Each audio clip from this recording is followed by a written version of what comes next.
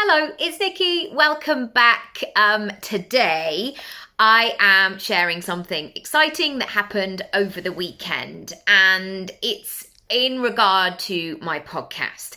Now, I wanted to take you behind the scenes of this, and actually it doesn't matter if you have a podcast or not.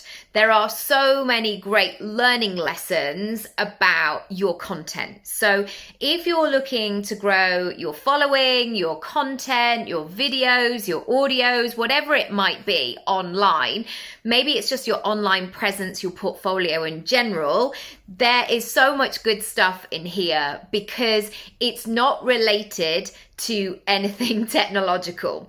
And in a way, I wish that I had that knowledge, that data, that behind the scenes stuff in order to piece it all together, but I don't. But that does mean that these principles may be useful for you. So over the weekend, I shared 2 episodes on my podcast, and today I got the notification to say I was in the UK charts careers section here in the UK, so on the iTunes.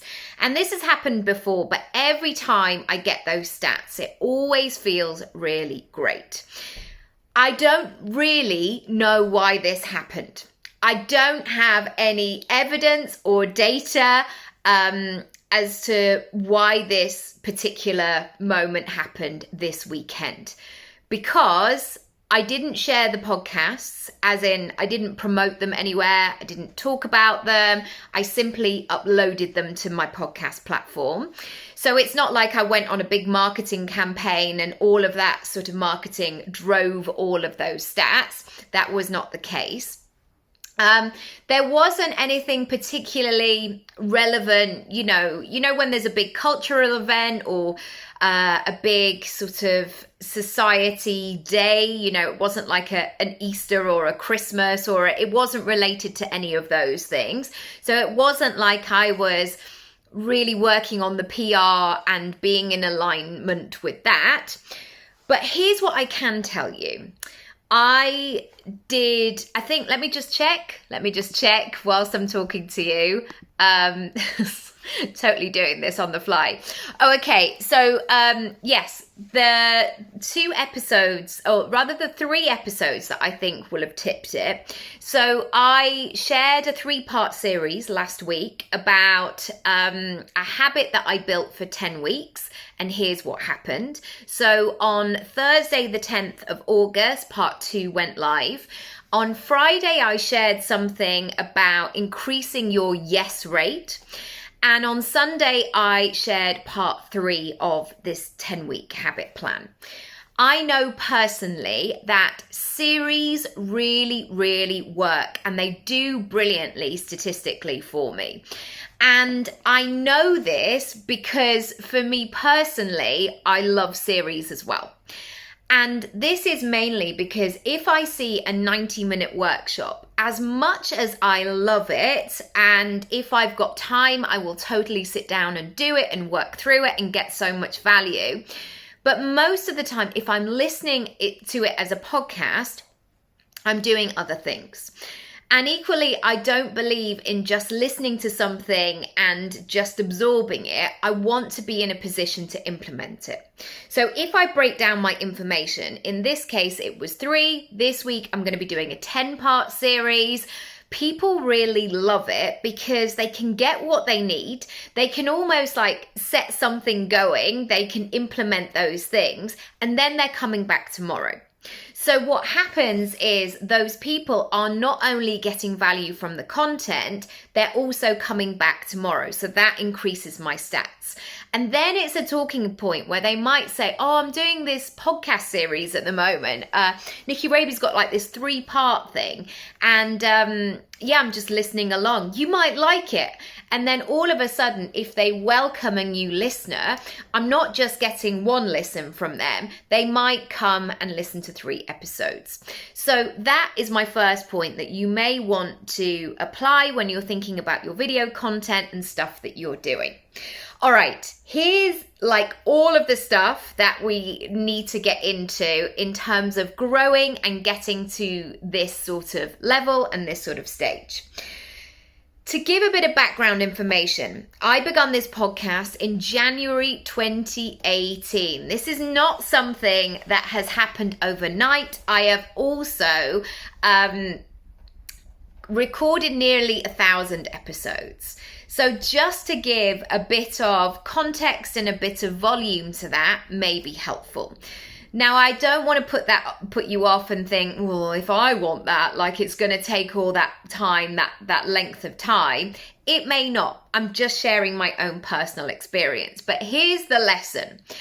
Number one, nothing has really exploded for me. You know, you hear online about business exploding or things booming or smashing through goals overnight. For me, it's been a very gradual, slow, steady, consistent. I feel like I'm one of those power walkers, you know, when they're in complete rhythm, like off we go. And they're not kind of veering off towards that. So knowing that was how things were panning out, the first thing I had to do was to get rid of my ego. My ego was not helpful. It was not useful for me. And I needed to bin it off immediately. And I saw lots of people around me kind of getting, oh, this happened, or, you know, oh my goodness, I've reached my 5 million downloads in a weekend. And I haven't had any of those. But I have grown this podcast more than I ever thought I would. And it's done so much more for me on my terms. So my pal Lucy Sheridan, who has also been on this podcast, talks about comparison. If you ever get to a point where you're looking left and right, left and right too much, that is an indication for you that maybe you need to look and see what is going on. But if I'd let my ego get in the way, or let my inner 2-year-old like, oh, it's not fair, this is not happening quick enough, I would have never have done the thing. So be patient, be kind to yourself, be compassionate, and notice all of the brilliant things that you are doing. Number 2, my podcast has been part of a long-term strategy, a way that I can show my portfolio of work. Now, I know the kids of today love TikTok and Snapchat and things being really disposable, things being broken down really quickly, a minute of content, something here, then it disappears, and that everything is very quick and speedy. For me, the way that I want to grow my online brand, and when I do that exercise of how do I want to spend my time, I don't want to have to spend my time being on the phone or being in a conversation convincing people to work with me or ultimately selling all day. My feeling has always been I would rather people get what they need and then come to me if they want more. And that has been really effective for me. And that has meant I have managed to create this online portfolio. So if anybody Googles my name, they know that I haven't just like shown up overnight, and they can get lots of my content without even having a conversation with me. So that's how, and just giving you an insight of how that fits into my business model. When people inquire or message or anything like that to work with me, 80% plus of the time, 85% I would say, people are like, let's go, that's good to go. I had it last week with a new client signing up. She was like, hello, yes, great, I'm ready, send me the invoice, can we do this? And she chose like the bigger package, and I sent the invoice, and honestly within 10 minutes she'd paid the invoice. Like, she was in that situation because for her, in a way, she had seen enough. And she knew that this was going to be a match. So have a think about how your videos, your online content fits into your long-term strategy and also your online portfolio. So you can support the stalkers, the lurkers, I shouldn't say stalkers actually, but you know, the people who are in your world, they're curious about what you do. Give them something to look at. Make it ordered, make it easy to find. It's a really great way of being able to do that. Number 3, I know why I'm doing this podcast. and I stick to what I know. And sometimes I will have this moment with the podcast where I'm like, have I told this story before? Or I feel like I'm always saying the same thing. And I probably am, because I know that if I'm going to grow something, and I have so many other interests outside of this podcast and what I talk about and how I make money, you know, food and art and things to do in London, and I love watching making videos, you know, whether that's somebody like my pal Becca, who makes upholsters things, so she makes headboards and cushions. Like, I love watching her stuff, not only because she's my pal, but yeah, it just really interests me. I love watching people create beautiful cakes, and I love gardening, and there's so many other things. But if I started to dilute this podcast too much, it would become confusing and people wouldn't necessarily know what this was all about. And I would like to think that I've now got to a stage where people know what to expect from me. And so if they are having that dip, that moment of like, oh gosh, I need something about personal branding, they're going to come here. If they know my work, if they resonate with my work, they're going to come here, rather than thinking, what is Nikki talking about these days? Like, she was doing food for a bit, she was doing balloon modeling, not balloon model, I don't actually like balloons, but you know, all of that sort of stuff. It's really clear what I do, and yeah, it works, again, fitting in with point number 2 as a long-term strategy. So I'm sticking with what I know and elevating that. Number 4, content is a way to sell without actually selling. And there is that old marketing term, isn't it, that people buy from people. And I know myself, having invested in myself so many times over like my whole adult life, you know, even as a teenager, I was like trying to, you know, get experts, because I didn't have access to anybody. I didn't know anybody who was doing what I wanted to do. So when I finally found people, I was like, oh my goodness, yes, tell me everything that you know. And going back to that point of not wanting to spend all day, every day trying to convince people to work with me, I would rather tell stories, because again, going back to my acting work, that is ultimately what I am throughout all of these things. I'm a storyteller. If I can bring this information, these strategies, these techniques, these tools to life and make them feel really connective for you, then I'm going to do that. And what happens then is people get to know me. People get to understand and recognize whether or not I might be a fit for them. And I'm not a fit for everybody. Some people be like, yeah, I don't really like it because she's got 2 small children. So, you know, I don't know, maybe she's not for me, or whatever it might be.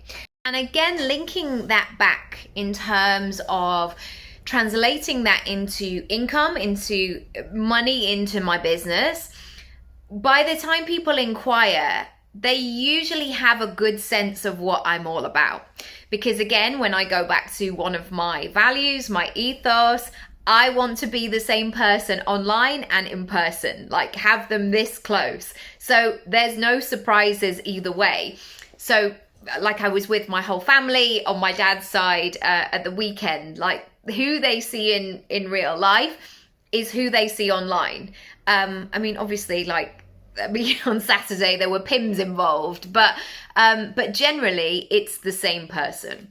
And I think that is really key in terms of growing an online brand, an online business, because your customers, your clients, the people that you serve, they're going to come from all different facets and areas of your life. So yeah, keeping that consistency and keeping that sense of everything being pulled together ultimately. Number 5, the thing about my podcast, and I want you to think about this in terms of your content. We are not in a place where we just want experts who know all of the things, and they come at it from a, I know all the things, you know nothing, therefore you need me. we have to be in conversation. We have to be in a relationship with our clients and our customers. And I know that when I share part of me, when I share my mistakes, my learnings, here's what I'm trying, and I tried this thing and it didn't work, and this is the thing that I discovered about myself, I know those episodes do really well because it makes it relatable. It makes it a conversation. And I think for so many people, I felt this certainly myself. I felt like I had to be perfect before I worked with a coach. And it really isn't the case. I am not perfect. I don't expect my clients, my customers to be perfect either. We are all a work in progress. And I remember saying to Matty, my partner, when I first begun this podcast, I want it to feel really intimate. So people are almost having an affair with their future self. You know, that moment where even if their current circumstances feel really far removed from where they want to be and who they want to be, they've got that safe place to go back to with this podcast where they can say, okay, right, I'm going to work on my business. I've got this place I can go back to that champions my dreams. And a podcast and online content and video content is deeply personal. And so we have to bring an element of our personal selves. I really believe that. Of course, with boundaries, of course, doing it in a way that feels good and healed to you. You know, you don't have to share immediately some fun. This is not like a Jeremy Kyle show or the old Oprah Winfrey show where you reveal everything about yourself. Of course, it's about doing it in a really ethical way and a way that supports your mental health. But with the best will in the world, people don't just want to hear the good stuff. Because as my mum said about social media, when people only share the good stuff, my mum's like, isn't that just showing off? Like, hi, here I am with my perfect life. Everything's going brilliantly. Oh no, you don't have all of, no. We have to be in conversation.